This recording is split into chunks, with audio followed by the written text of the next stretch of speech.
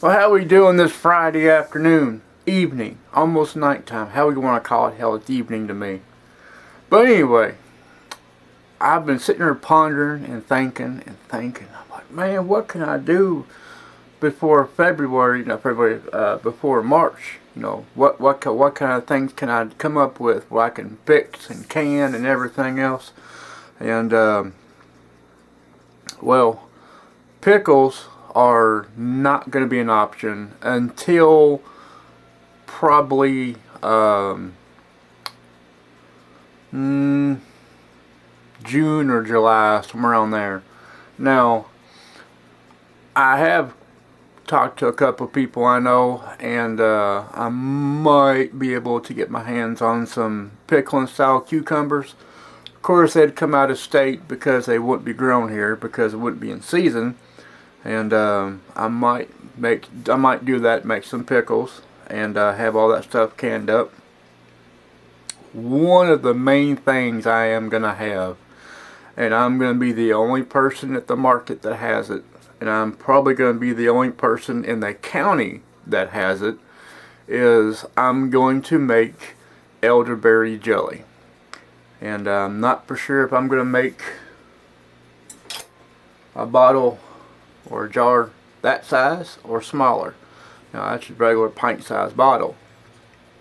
But if I do make a pint size, I know I can make, well, probably a dozen of these, or I can do half pints and make, double the amount, which I might do half pint. But if I do half pints, I'm going to have to calculate a new price and everything else. Another thing I'm going to be making is apple butter. Now, everybody in the world can make apple butter, but this day and age, a lot of people are lazy. I got 6 wide mouth pints of apple butter right now on the stove doing its magic. Well, actually, I'm water bathing it. And one of them jars is going to go to the neighbors over here. Another jar is going to go to Greg down the road, and another jar of that is going to go to Greg as well, but he's going to pack it up and either ship it to his mama for the holiday season, or whenever he goes back to North Carolina to visit family, he'll take it with him, one of the two. But Greg's getting 2 jars, Jason and Alicia's getting a jar, and then I'm going to have three large jars left over, which I got a partial jar in the refrigerator that didn't fill a complete jar up, so I just put the cap on, stuck it in the refrigerator, and then I'll have 3 jars on top of it. So probably Jason and Carrie, people we know, they'll probably be getting a jar, so they'll leave 2 large jars, and I'll just stick them off to the side, and whoever needs it and wants it, they can say, hey, I want some apple butter. Here you go. Now that's another thing I'll probably be taking to market with me. Now, also, I'm not for sure, because I make videos all the time and I delete them, and I'll watch them over and over a couple times before I even post it. And if there's anything on it whatsoever I don't like, I just delete it. But now it's up there and I gotta get it. Ugh. Slide my old crippled ass back. Ugh. Oh.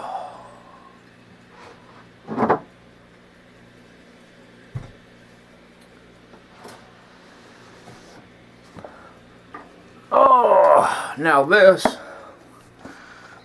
I wanted to get a gallon jug, but I couldn't find a gallon jug, and I have, but I didn't want to order it. And if I could find one close at hand, I'd use it. But I'd used a container, almost a gallon container, probably a half a gallon, and it's a plastic container, which I'm using it, which I don't like plastic, but I'll use it in a pinch. But I started. Let's see. There it is. There's all them banana chips. I dehydrated a bunch of bananas, and see, right now that looks kind of like almost like tea, but it's not. It's alcohol, and that's bananas. and I'm making a banana extract. Now, it smells so good. I wish you could smell it. Now there is a slight tinge of alcohol that you can still smell, but the banana and the sweetness of, it kind of comes up. It kind of overrides the alcohol smell, but you can still smell some of the alcohol. Of course, and here's the reason why. Now this here is when I started it. Well, you can't see it. 11/15 of 2020, and this is when I started this. So probably, more than likely, by the time, let's see, December, January, February, March, April, May, June, by July of 2021, and of course I'm gonna get some more stuff and fill this puppy up all the way, and by the time July comes, this will be ready to put into a container and bottle and label, and bare minimum 8 months is bare minimum per extract. So I mean, you probably could push 6 if you're lucky on certain things, but for something like this, the blackberry, the elderberry, all that, minimum 8 months. Honestly and truthfully, the only thing I've found that I can make in less than 8 months is 2 items: cinnamon and coffee.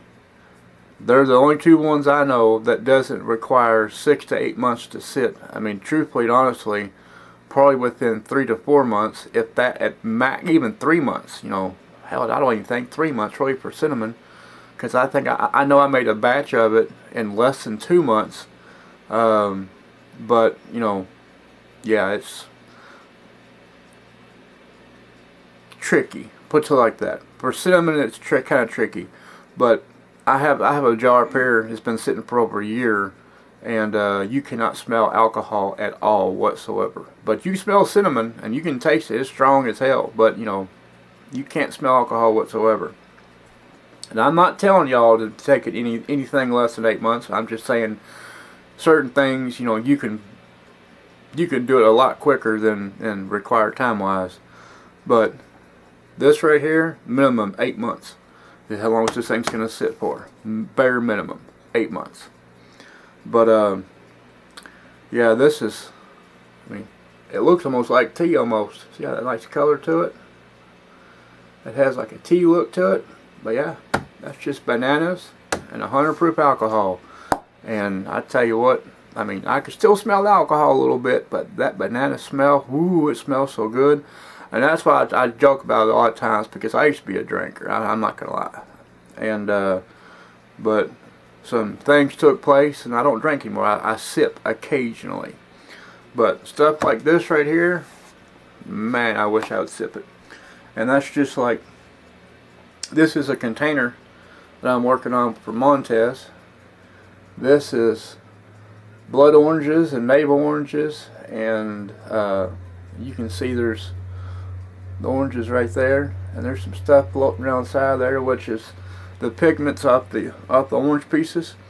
I dehydrated all these oranges a long time ago, and they were dry as a bone. You could literally crack them like you would like a saltine cracker, and just soak them in alcohol. Of course, they've rejuvenated, and they're still kind of dry somewhat, but they're slowly getting their I guess their textural kind of back. But yeah, this one here, this orange here, man, it smells so good. It smells almost like orange crush soda with a kick. But this is, I'm making this batch here for Montez. So, and I got a great big ass bottle up there. It's ready to go. It's done everything. I just waiting on bottles and everything else, and get some labels made. That stuff up there, I want to get a bigger 1 gallon jug and start again. And and I found a couple things online which I know the wife is gonna get mad as hell. I already know, because I found some 6 gallon carboys, And I'm probably gonna say it wrong. Demijohn.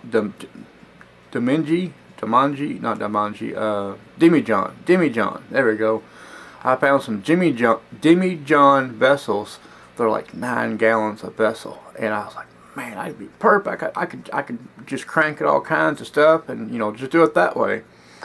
But I think I'm gonna go with the 6 gallon to be the safe side, because 6 gallons of alcohol, that's a lot of damn alcohol.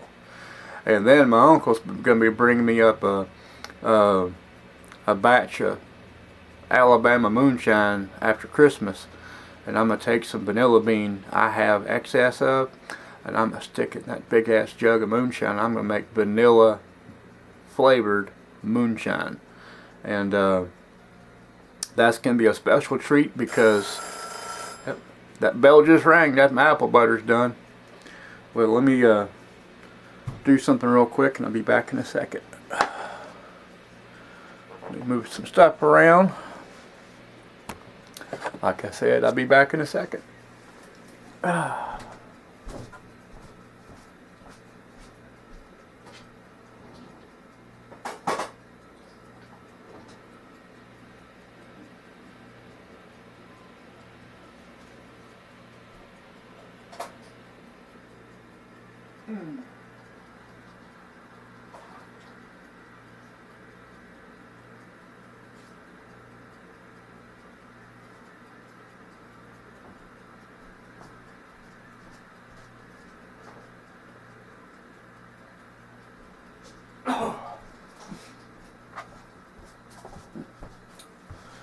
Yeah, this is my little messy green room.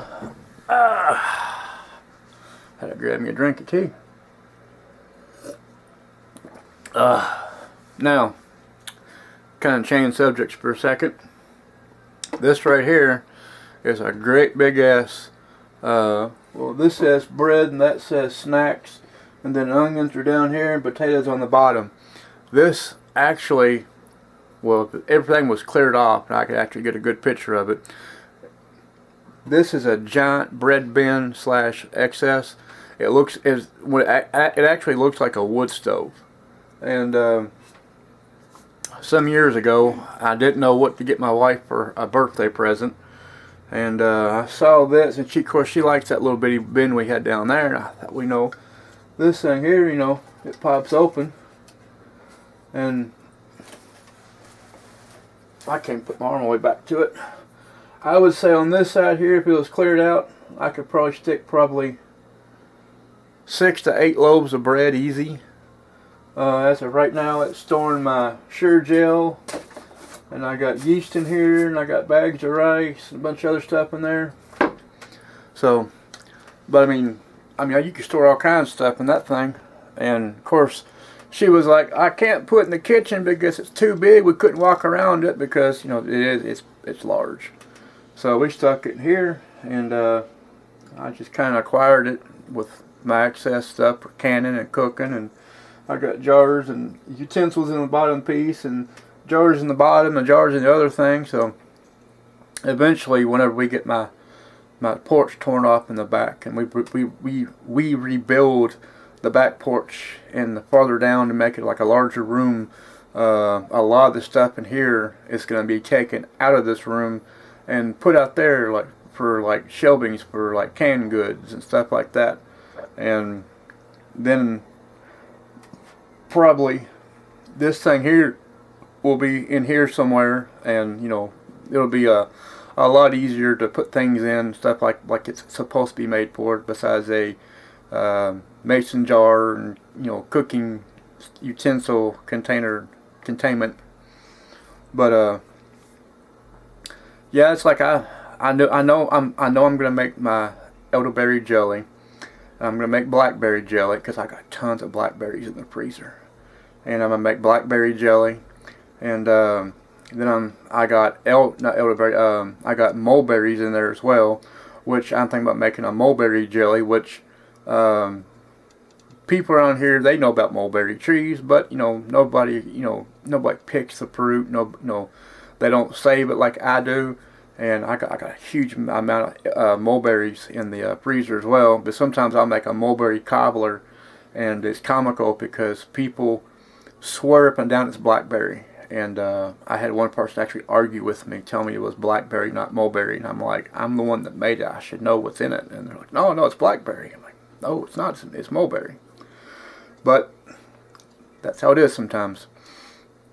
But yeah, I mean, I'm gonna definitely get my food cert license for the state of Kentucky, so that way I can sell jellies and jams and pickles and everything else at the farmer's market, along with my extract that I'm working on. Of course, I got all kinds of containers down here and containers up there, and I'm looking at getting bigger vessel containers. I was going to do a bourbon extract, but yeah, I'm not too for sure about that.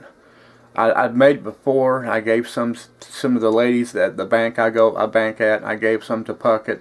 They love it to death. But bourbon, like everything else, has gone way up in price, and I might do it. I don't know yet. But it'd be one of those things. If I do it, it won't be. None of that will be ready for anything until minimum of probably next fall, and.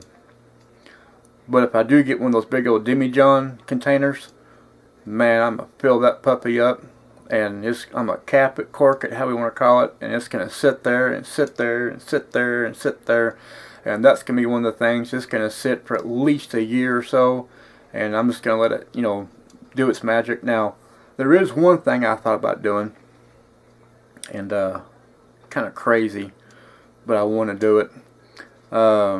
There's a 12-year-old bottle of bourbon, and I want to get a bottle of that and drop in some vanilla on that, and have that for a cooking form.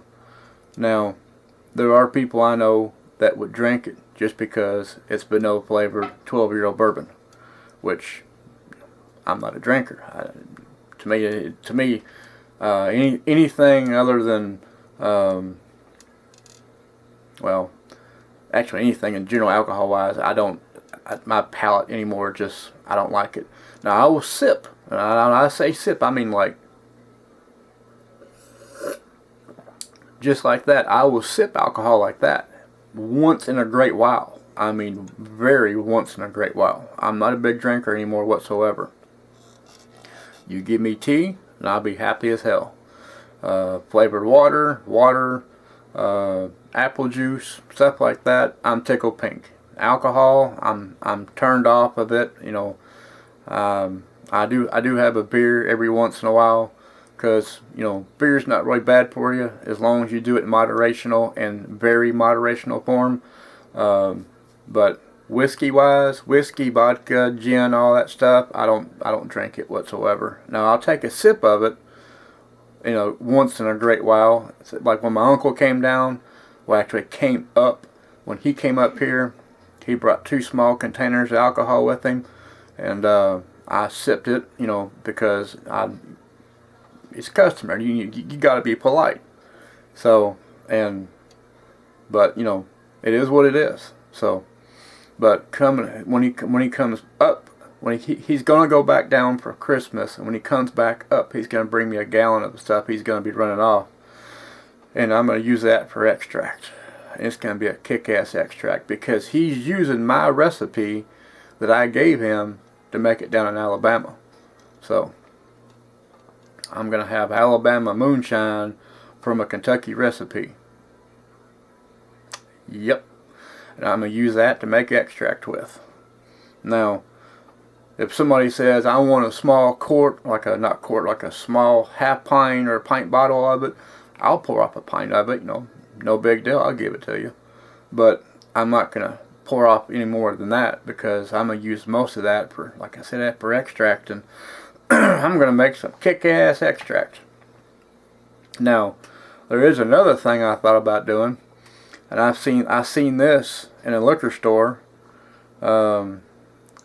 A company down in Tennessee that makes moonshine. I won't say any more than that, but most of you already know who I'm talking about.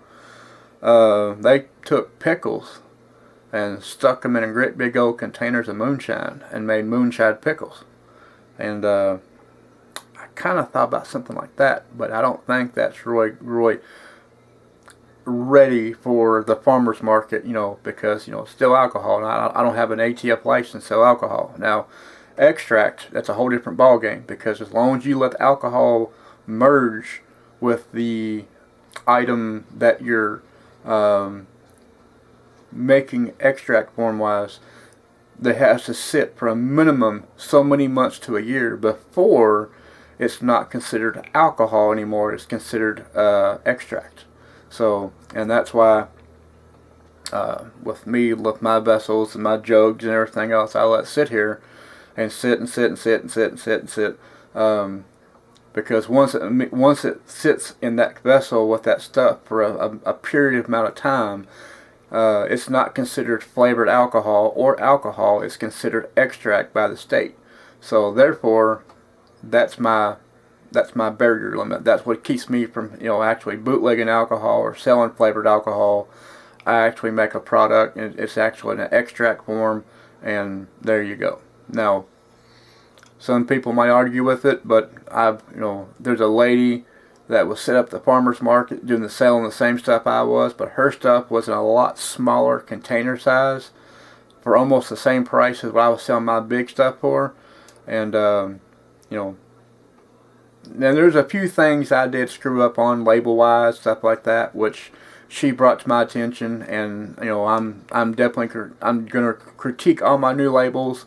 Everything's gonna be done, because there's a few things I left off, so I'm definitely gonna be doing that. So therefore, there won't be no, well, it just says this right here, so what's mixed with it, and blah blah blah blah. So I'm gonna put the proofage of the alcohol, and what it's mixed with, how long it's been sitting and aging for. So yeah, all my ducks and T's are going to be covered and lined, so I won't have any issues with selling it.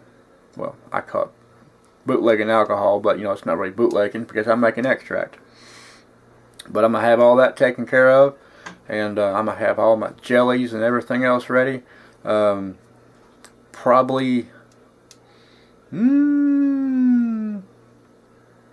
about February, maybe March, one of the two. I do know I'm going to buy a couple extra crock pots, because I cook a lot of apple butter in crock pots. It's simple, it's easy. It doesn't take, you don't stay at the stove all the time stirring or cooking everything else. You set a temperature, mix your stuff, walk away from it, and there you go. So I can run probably 2 crock pots of apple butter and make me at least, well, use my jar again. A jar this size with the crock pot I just ran would make a full case of these of apple butter, no questions asked. So if I had 2 crock pots, I can make 2 cases of a pint-sized jar. And a jar like this, I would put for like, I don't know, let's see,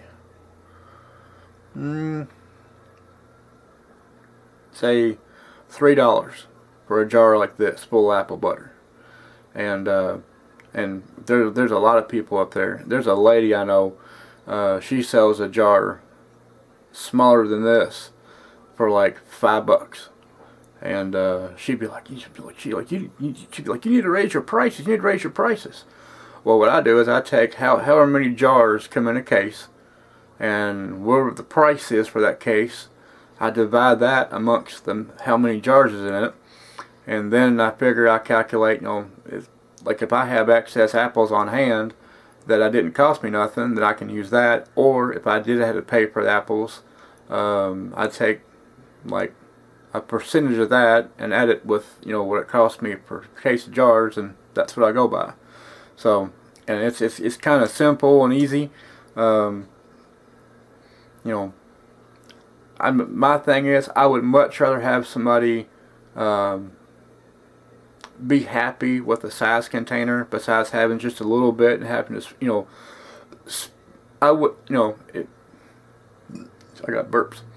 Of course, this is a pint, so if this was a half pint and I sold it for say $5, that person would have to like sparingly go through it without indulging in everything else.